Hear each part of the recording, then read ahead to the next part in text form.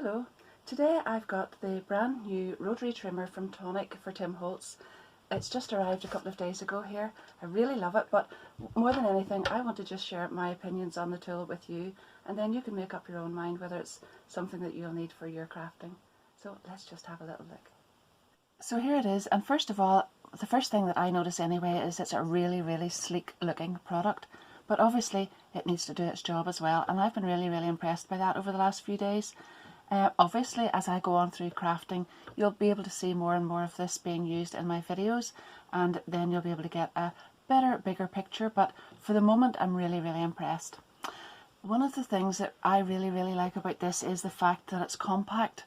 Now, that means that I can use this up to 6 inches here, or 15-16 centimeters, but it also does extend to 12.5 inches.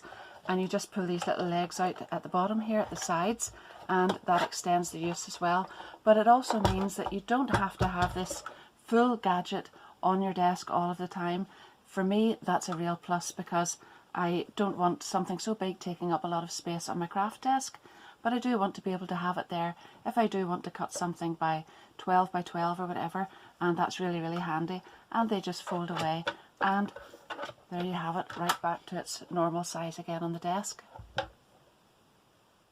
The sizes are in both centimeters and inches. That means it's really handy for butting the card up against the top, or you can use it in the center, or in fact you can even put it down at the bottom, whichever way you prefer.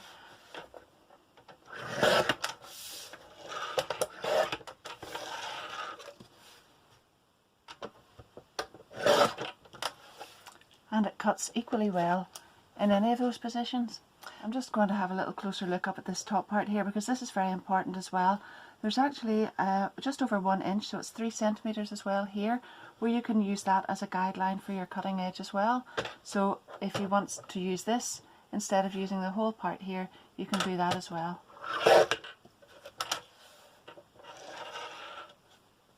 Although this is relatively lightweight and portable, it is actually very sturdy. So the platform itself is very sturdy. It's got little rubber feet underneath that keep it from moving about on your craft desk, but this metal bar across here totally strengthens everything in behind and in below where your cutting edge is, so that makes it really strong and durable. I'm just going to have a closer look at this little carriage here. This is where the blade is housed, and the carriage itself has a tiny little bit of movement in it, and that's the way it's supposed to be.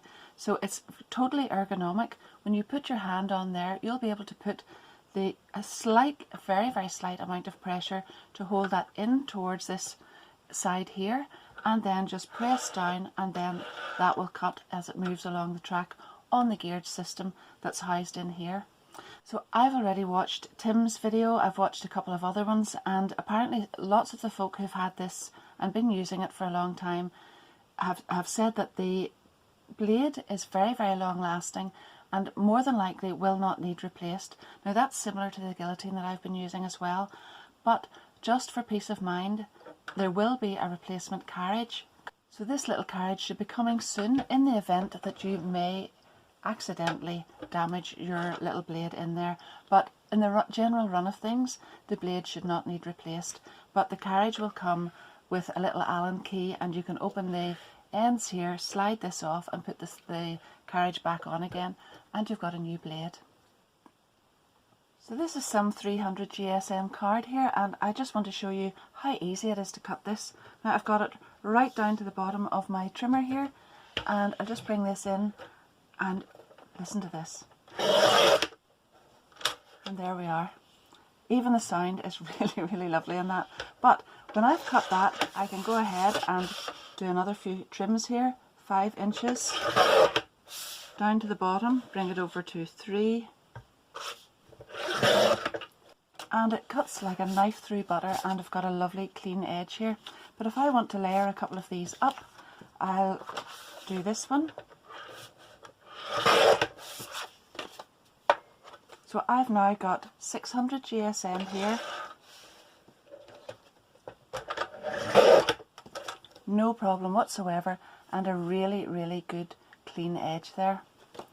Now you may not always want to cut a big strip or cut something in half. You might just want a little sliver off, And this machine is absolutely perfect for that as well.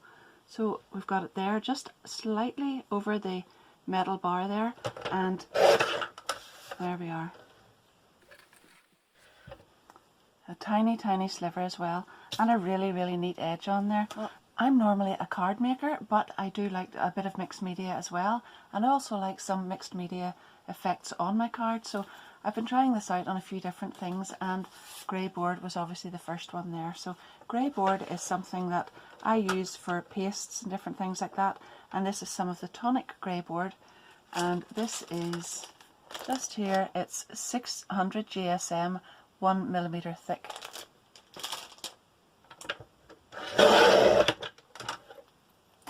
And there we are. Cuts really, really well. I mostly make cards, but I do add different mediums and things on top of them, and I also add different kinds of card on top as well, and I just wanted to be sure that glitter card was going to cut well on this too. So I've got a flat edge here, I'm going to pop it in down there, and there we are. A beautiful clean edge on that as well. I'm going to show you what some vellum looks like in a moment or two, but this is actually some greaseproof paper because I do like to bake as well, and one of the things that I just haven't got the patience for is cutting some curly greaseproof paper whenever I want to use it on one of my moulds or something that I'm just about to bake with. So I'm going to just show you how easily this cuts through here as well. So really what we've got is a tool that cuts through not only something like grey board, but something as fine as greaseproof paper.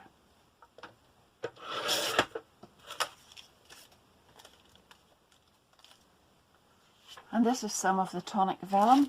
So this is actually 100 GSM, and I'm going to show you how easy that goes through there as well.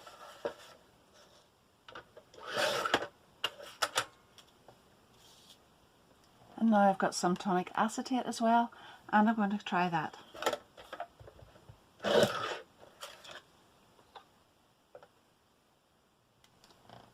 I'm sure there's lots more that I could tell you about this, but right now that's all I have, and in below the video down in the description there I'll not only have my affiliate links to this, but I will also add some comments if something else comes up after a little while whenever I've been using this for longer. So do feel free to check back on that, and also have a look at Tim's video because that may give you some more information there as well that I haven't covered, because obviously my main thing to do is making cards. And I hope you've enjoyed the video, and if you have, don't forget to give it a thumbs up and subscribe to the channel as well, and hit the notification bell, and do come back and watch more of my videos, and then you'll see this in use. But in the meantime, thanks for watching and happy crafting, and I hope to see you again soon. Bye bye.